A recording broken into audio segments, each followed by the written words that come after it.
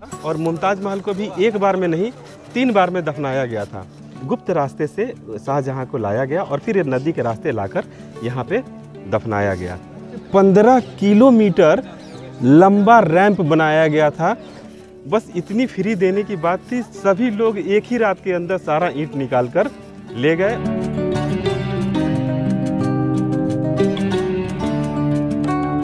नमस्कार दोस्तों, स्वागत है आपका एक नए ब्लॉग में। मैं हूं संजीव और आप देख रहे हैं देश दुनिया देख। आज आपको इस ब्लॉग में देखने को मिलेगा विश्व का 7वां अजूबा, जी हां, ताजमहल।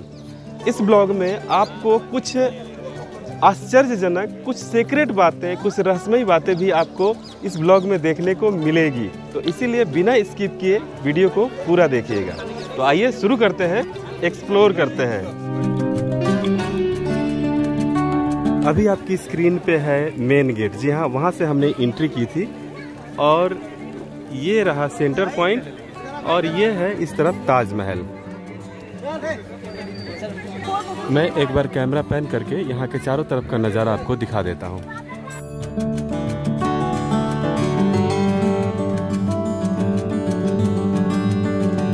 नदी के तल से यह 50 मीटर ऊंचा है और उसके लिए यहाँ पे 15 किलोमीटर लंबा रैंप बनाया गया था, जो मार्बल होते थे, जो मार्बल लगाया गया है। इसके अलावा कंस्ट्रक्शन का जो भारी सामान होता था उसको यहाँ तक चढ़ाने के लिए 20 से 30 बैलों की एक गाड़ी होती थी। मतलब एक गाड़ी में 20 से 30 बैलों को लगाया जाता था और फिर वह भारी भारी पत्थर और जो कंस्ट्रक्शन का सामान था वो यहाँ तक लाया जाता था। तो कुछ इस तरीके से इसका निर्माण हुआ। और अभी आप जो यह देख रहे हैं चबूतरा, जिस चबूतरे के ऊपर यह ताजमहल बना है, नदी के लेवल से ऊपर 50 मीटर ऊपर है। और इसका कारण था कि यमुना नदी जस्ट बगल में बहती है। चल के मैं अभी आपको यमुना नदी का नज़ारा भी दिखाता हूँ। यमुना नदी, जी हाँ, और ठीक इसके सामने वहाँ पे है लाल किला। मेरे उंगली के ठीक सीध पे, इस कॉर्नर पे अगर आप खड़ा होकर यहाँ से देखेंगे तो ठीक सीधे आपको आगरे का लाल किला दिख जाएगा। यह जगह बहुत नीची है और यहाँ से 50 मीटर ऊपर इसका बेस बनाया गया है। और इस बेस को बनाने के लिए भी बहुत कुछ मेहनत, मशक्क़त और दिमाग लगाया गया है। खुदाई करके यहाँ पे 50 से अधिक कुएँ बनाए गए, जी हाँ। और उन 50 कुओं में पहले तो पत्थर भरा गया और उसके बाद महोगनी की लकड़ी, साल की लकड़ी, जो पानी को ऑब्जर्व करके सड़ती नहीं है बल्कि और मजबूत होती जाती है, उस लकड़ी को डाला गया और बेस को काफ़ी मजबूत, ठोस बनाया गया। उसके ऊपर फिर इसका कंस्ट्रक्शन तैयार हुआ। लेकिन यह जो ऊंचाई आप देख रहे हैं, यह ऊंचाई, जो भी निर्माण यहाँ पे कंस्ट्रक्शन हुआ, यहाँ पे किसी भी बांस का प्रयोग नहीं किया, किसी भी तरह की लकड़ी का मचान नहीं बनाया गया, बल्कि यहाँ पे ईंटों की जोड़ाई करके, ईंटें जोड़कर एक मचान, सख्त मचान, ईंट की मचान बनाई गई और उस मचान पे चढ़ के कारीगरों ने काम किया और फिर इसका निर्माण हुआ।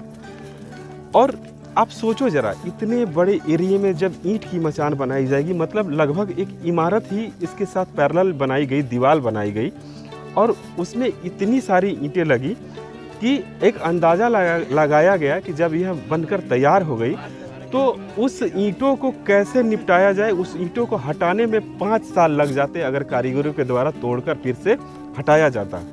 तो शाहजहां ने एक दिमाग लगाया। उन्होंने कहा कि जो मजदूर काम कर रहे हैं वो ईंटों को अपनी घर ले जा सकते हैं। बस इतनी फ्री देने की बात थी, सभी लोग एक ही रात के अंदर सारा ईंट निकाल कर ले गए और यह जगह खाली हो गई। तो कुछ ऐसा मनोरंजक यह कंस्ट्रक्शन की कहानी। और एक इंटरेस्टिंग बात बता दूं दोस्तों कि हम लोग वेस्ट गेट से एंट्री करते हैं ताजमहल में, वही एकमात्र रास्ता है इस ताजमहल में आने का। लेकिन इसमें जब शाहजहां था तो शाहजहां की एंट्री उस गेट से नहीं होती थी, बल्कि शाहजहां की एंट्री यहाँ नदी के रास्ते, और यह जो आप पीछे का इलाका, जिसे अब कहा जाता है कि पीछे का इलाका है, नदी के साइड का इलाका, इधर से शाहजहां की एंट्री होती थी, राजा की एंट्री यहाँ से होती थी। राजा यहाँ से नदी के रास्ते आकर नाव से, यहाँ पे पहले घाट बना हुआ करता था, और कहा जाता है कि एक बड़ा पत्थर का मचान बनाया गया था जहाँ पे नाव ठहरती थी, और घाट से यहाँ पे राजा, जो कि देखिए सामने यह जो गेस्ट हाउस है, यह आप सामने अब जो लाल पत्थर की बिल्डिंग देखेंगे वह एक गेस्ट हाउस है, और वहीं से राजा की एंट्री यहाँ पे होती थी। तो आने जाने का मेन रास्ता, जी हाँ, लाल किले से, रेड फोर्ट से आने का मेन रास्ता यहाँ पे राजा का ये हुआ करता था। जैसा यह बिल्डिंग है, इसको गेस्ट हाउस कहते हैं, यह गेस्ट हाउस है यहाँ का, और ठीक ऐसी ही बिल्डिंग आपको इस ताजमहल के अपोजिट साइड में मिल जाएगी, दूसरे साइड में, जो कि एक मस्जिद है। एक और ख़ास बात आपको बता दूं यहाँ की, कि यहाँ पे तो मुमताज़ महल को दफनाया गया था, और मुमताज़ महल को भी एक बार में नहीं 3 बार में दफनाया गया था। पहली बार जब वह मरी थी, जी हाँ, मुमताज़ महल शाहजहाँ की सबसे प्यारी बीबी थी, और उससे 14 बच्चे जन्म हुए। जो 14वां बच्चा था उसको जन्म देने के समय एक्सेस ब्लीडिंग के चलते वह नहीं बच पाई, और जब वहाँ पे मरी तो वह मध्य प्रदेश के आसपास कोई इलाका है, वहाँ पे उसको दफना दिया गया। फिर जब शाहजहाँ ने ताजमहल को बनाना चालू किया तो उसको लाकर यहाँ पे जो बाग बने हुए हैं उस बागीचे में उसको दफनाया गया। फाइनली फिर मुमताज़ महल को यहाँ पे दफनाया गया।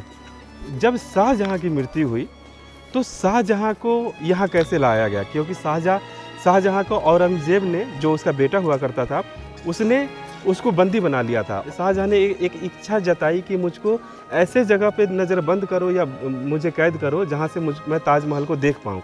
तो जो सामने लाल किला है, सामने इसके ठीक लाल किला है, लाल किले की एक ऐसी जगह, ऊंचाई वाली जगह जहाँ पे उसको कैद किया गया था, वहाँ से वो रोज़ इसको देखा करता था, ताजमहल को। और जब वो मर गया तो एक गुप्त रास्ता है जो कि मैंने लाल किले के वीडियो में बताया है। तो अगर आपने मेरा लाल किले का वह ब्लॉग नहीं देखा है तो आई बटन में लिंक आ जाएगा, आप जाकर उसे देख सकते हो इस वीडियो को देखने के बाद। तो वहाँ से उस गुप्त रास्ते से शाहजहाँ को लाया गया और फिर नदी के रास्ते लाकर यहाँ पे दफनाया गया। लेकिन उसके भीतर 2 कब्रें हैं, और 2 कब्रें में एक मुमताज़ महल की है और दूसरी शाहजहाँ की है। लेकिन वह मेन कब्र नहीं है, वो डमी कब्र है ऊपर। मेन कब्र जो है काफ़ी नीचे ज़मीन में दफनाई गई है, इसी के नीचे। तो चलिए, एक छोटा सा जानकारी आपके साथ मैंने शेयर किया।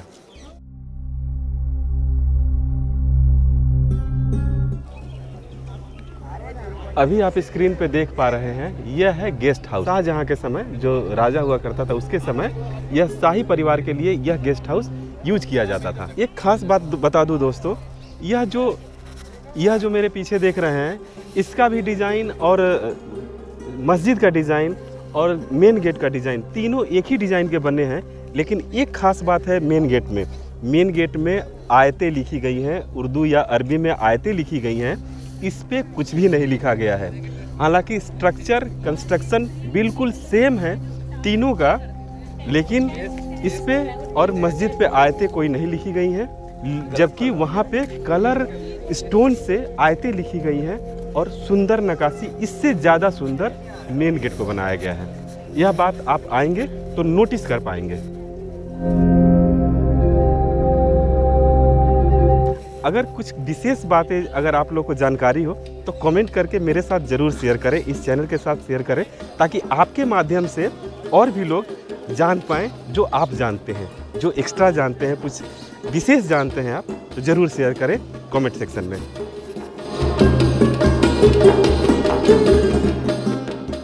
अभी जो आप स्क्रीन पे देख पा रहे हैं, यह है इसकी मीनार। और मैं इसके मीनार को दिखाने का मेन कारण है कि ज़रा आप ध्यान से इस मीनार को देखें।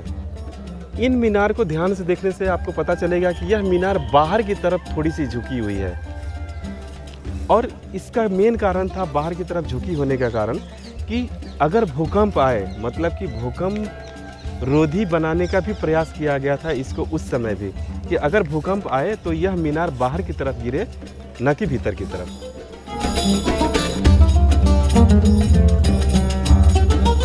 खूबसूरती, खूबसूरती, खूबसूरती और केवल खूबसूरती।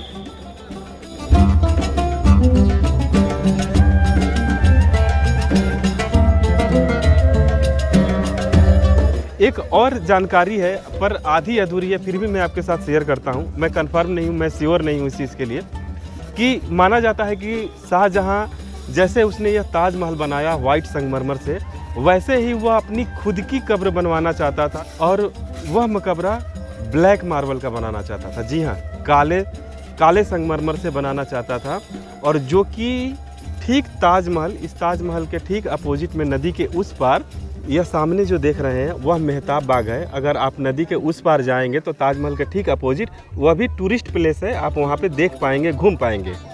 तो यहाँ पे एक ब्लैक ताजमहल बनने वाला था, और माना जाता है कि कुछ दिन पहले जब भारतीय पुरातत्व विभाग ने वहाँ पे सर्वे किया, खुदाई की, तो वहाँ पे मार्बल पाए गए थे, लेकिन वह मार्बल वाइट मार्बल ही थे जो पड़े काले पड़ गए थे। तो यह अंदाज़ा भी लगाया जाता है कि यह कहानी शायद मनगढ़ंत या झूठी है, जो कि ब्लैक ताजमहल बनाने वाली। तो होने को ये भी हो सकता है कि शायद सही में ब्लैक ताजमहल बनने वाला था, और होने को ये भी हो सकता है कि वह मार्बल जो है पड़े काले पड़ गए थे, तो शायद इसलिए भी अंदाज़ा लगाया गया कि यहाँ पे काले ताजमहल की निर्माण होने की बात थी। तो चलिए, अगर आपने कहीं सही जानकारी पढ़ी है, देखी है, सुनी है, तो ज़रूर कमेंट में शेयर करें, साझा करें, ताकि लोगों तक सही जानकारी आपके माध्यम से पहुंच सके।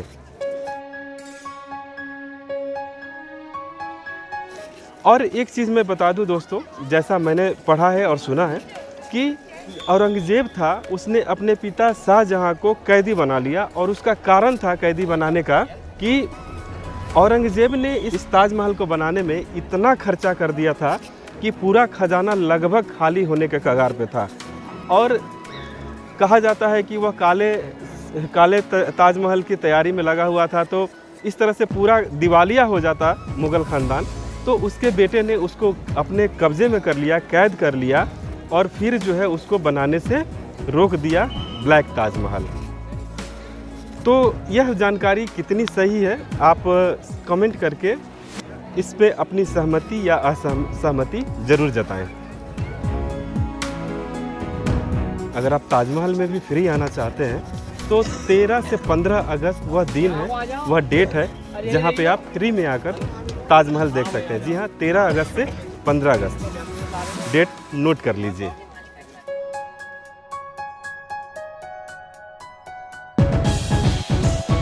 इन मीनारों की ऊंचाई है 137 फीट और ताजमहल की ऊंचाई है 240 फीट। ताजमहल के ठीक सामने इस तरह के 4 बाग बनाए गए हैं, और यह बाग स्वर्ग को कल्पना करके बनाए गए हैं कि स्वर्ग में 4 बाग होते हैं, 4 नदियां बहती हैं, वही कल्पना यहाँ पे आपको दिखाई देगी। और यह बाग अब जो स्थिति है, जो देख पा रहे हैं, वह मूल जब मुग़लों के समय बना था वो नहीं है, बल्कि जब अंग्रेज़ आए तो इन्होंने अपने तरीके से बाग को पेड़ कटवा दिए और फिर जो है अपने तरीके से बाग को सजाया। तो जब आप आएंगे, मतलब उस समय चारों तरफ पेड़ पौधे हुआ करते थे, केवल बीच में रास्ता हुआ करता था, लेकिन अब जो है अंग्रेज़ों के समय पेड़ काट दिए गए और अपने तरीके से इसको सजाने का कोशिश किया गया। क्योंकि अंग्रेज़ों जब आए थे तब यहाँ पे इन्होंने जगह जगह यहाँ पे हनीमून मनाने के लिए, पिकनिक मनाने के लिए स्पॉट बना दिए उन्होंने, इसको बिजनेस के तरह यूज किया गया इसको।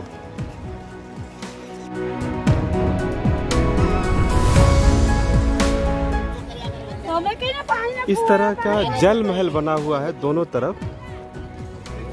तरफ जल महल बना हुआ है, जहाँ से पानी को इन किया जाता था। जी हाँ, जहाँ से पानी को इन किया जाता था ताजमहल में, और फिर इसको पूरे ताजमहल के अंदर सप्लाई दिया जाता था, सुंदर रखने के लिए और पूरे ताजमहल को ठंडा रखने के लिए।